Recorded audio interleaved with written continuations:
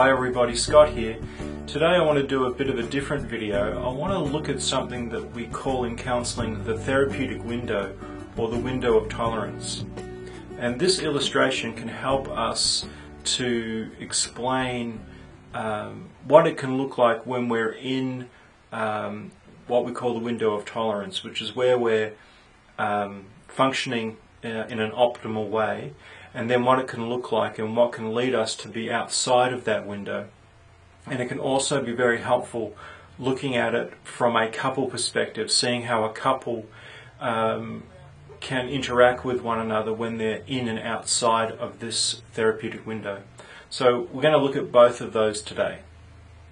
So what these two lines represent essentially is the space where we're living in an optimal way. So we are self-aware, we're aware of other people, we're aware of what we're feeling, and we're monitoring that, we're understanding why we might be feeling what we're feeling, and we're dealing with it. We're also aware of what might be happening for others, and we're able to maintain boundaries and communicate effectively and maintain relationships. So that's what happens in here, and we all have, we could sort of look at it something like that. So nobody has like a straight line. If we had a straight line, we would be dead, essentially.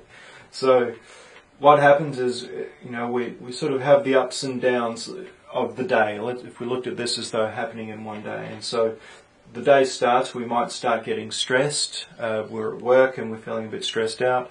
When it starts getting up in here, if we're regulating ourselves appropriately before it steps outside of the therapeutic window, we'll recognize, okay, I'm stressed, or there's something upsetting me, or there's something annoying me, or and we can ask ourselves what's going on, address it however we need to address it to bring us back down into that more optimal zone.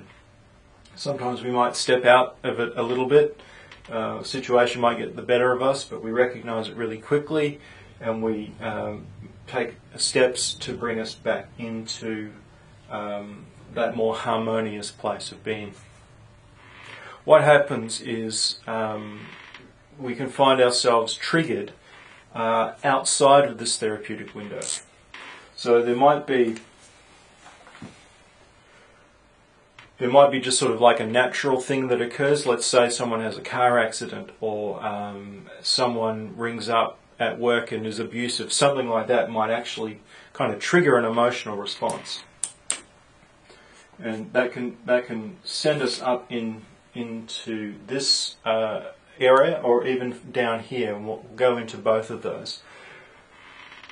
But essentially, if we get triggered up into here, up here is what we would call sort of, there's a number of ways to describe it. It could be active, or it could be an anger response, sort of fight response. It's that more active, angry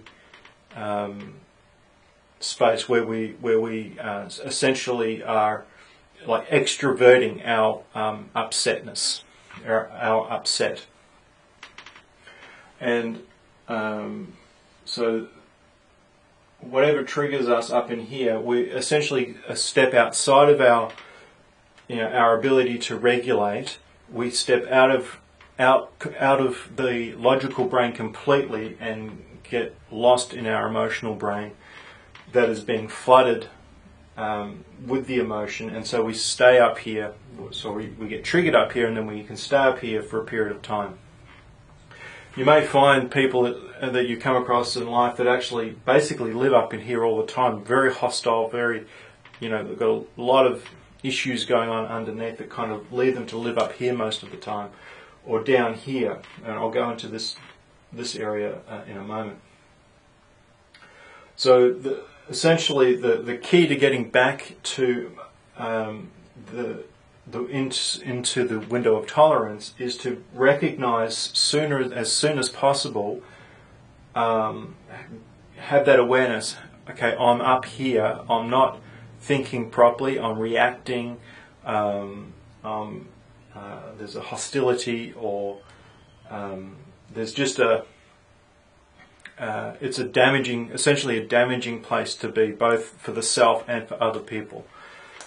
And so it's recognizing it as soon as possible and taking time out, breathing, removing oneself from a situation, if it's within the context of relationship, having some space for a little while, in order to allow time, in a sense, to allow the body to come back down into this therapeutic space.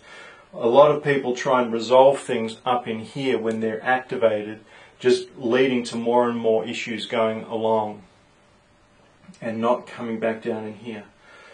So the idea is to recognize it as soon as possible and come back down into this area, and from there address the issue. Down here is essentially the opposite. You could look at it as passive. This is where we withdraw. This is where we can. This is more like a depressive space. It could also be a freeze, or the common one, flight. So the fight up here, flight, freeze essentially down below. So we can do both in a situation. We could come up here and be really upset, but for whatever reason being up here can get exhausting, and then we drop. We drop down into withdrawal as a way of trying to recover. This can get exhausting, so down here is where we can withdraw, shut down, get quiet, these sorts of things. And again, in a sense, with this one, it's more about allowing that to happen basically for as long as it needs to, in a sense, before coming back up and recognizing what's going on, and then making decisions depending on the situation to bring oneself back up here. What this often is the anger turned inward. So we have anger about a situation, or we're angry at ourselves. It doesn't get processed. We end up turning that anger towards the self, which leads to a depression. And I don't mean like clinical depression necessarily. It can just, like, this could happen in a day where we're, or this could be a pattern where we're getting angry, and then that anger turns inward.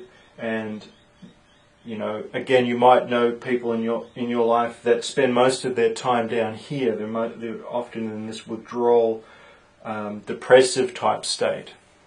Essentially, issues that are unresolved have led them to living down here.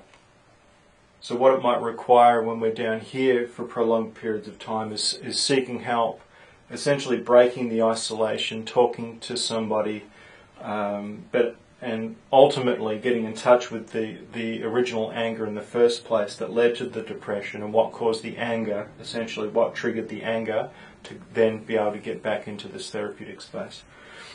What can happen in a relationship perspective is a couple can do a dance with this.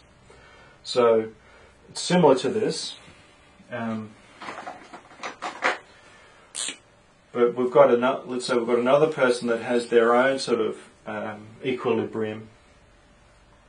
Something can happen in the relationship. Someone says something that is a trigger. Let's say a trigger word, something that they were told as a child that was very hurtful, and for whatever reason the spouse says this word, and that triggers an anger response. And let's say the way in which the spouse reacts in anger to that word is very similar to the way the other's parent behaved when they were upset, which could trigger them. So this person gets triggered by the word that this person says. This person gets angry. This anger reminds this person of one of their parents' ways of being angry, which was frightening. And so they might head down into a depressive state, like withdrawal, passive, shut down, quiet place. And so we've got one person up here now, and we've got one person down here. We've got one person angry and active, and the other passive and withdrawn. And this can be triggering, sort of an additional trigger, in that perhaps for this person, they had a parent who withdrew affection, withdrew love, and so this makes this person even doubly upset, and then starts to look for this person, essentially, like, one person's leaving the room, the other one's following, that sort of thing, to try to bring them back, because this person wants this person to come back to help them reduce their anxiety, and we've basically got a big mess. And if we use this example, what might happen is when this person withdraws, this person could get angry at that, but then eventually get sad, depressed themselves, and end up down here. And now they're both down here. And what happens in a lot of relationships is eventually they spend some time down in here, reduce the heat from the situation, calm down, let the body recover from the emotional triggering, and then slowly but surely they'll find themselves back up in here, and then they'll probably sit down, talk, make amends, apologize, and go along. Where it can get really problematic is when both are triggered up in here at the same time. Then now we've got a very volatile situation. Both are active, both are triggered, hurt, outside their rational mind, in their emotional brain, and are acting out this place up here. Oftentimes when couples are finding themselves doing all of this, this has its roots in childhood, and they're acting out these woundings in their adult relationship.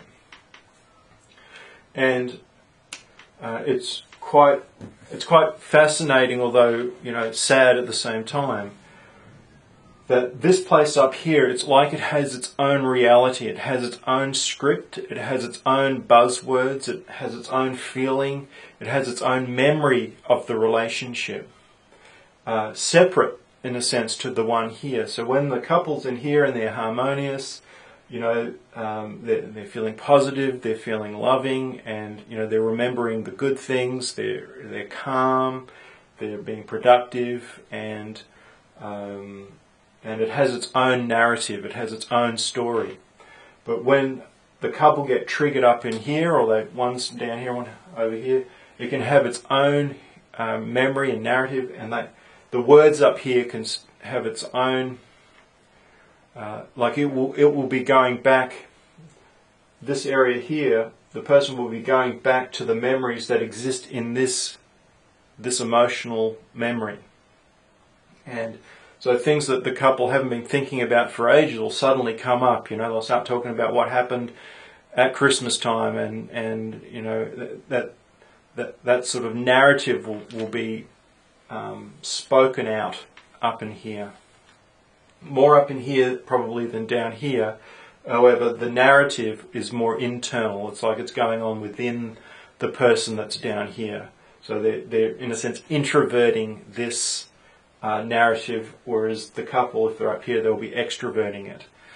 And the key essentially is for both to recognize they're up here and to take action to come back down.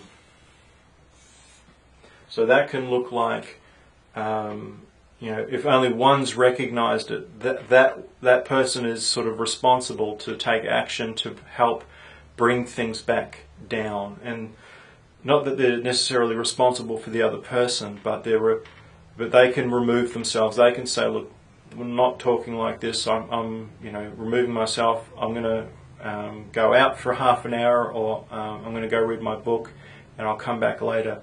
Something to create a bit of space to take the heat out of the situation, allow both to recover from the triggering and come back down here. And once the couple are back down in here, It's very easy to sort of shut the door on this narrative and shut the door on what triggered it in the first place, and then continue along, because it's like we've found ourselves back in the harmonious place, and they want to stay there and enjoy that. But the key to the growth of the relationship essentially is, whilst they're back in this place, is to go look back when they're in their rational mind, where they can think clearly, where they can be objective, where they can be open to looking at the why of the triggering, and from here look at, okay, what happened? What caused this? Where did you go when this happened? What did that situation remind you of? And for this person, it would be, okay, so I noticed when I got angry, you withdrew. What was going on for you? And so now we've got the two adults taking care of, like, essentially like the little children on the inside that are carrying these wounds. And that might require a therapeutic intervention to help unpack all of this. Because sometimes it can be just a bit beyond a couple's ability to delve deep enough to get to the roots of what causes this to happen in the first place. However, that's the key. The key is to get back to this window of tolerance, or therapeutic window, and then start looking at the issues that are causing the problems. So I hope you found this video helpful. If you want to inquire about counselling appointments, feel free to send me a message through this channel or email me in the description below. And I hope you've got a lot out of this video, and I'll see you in another video.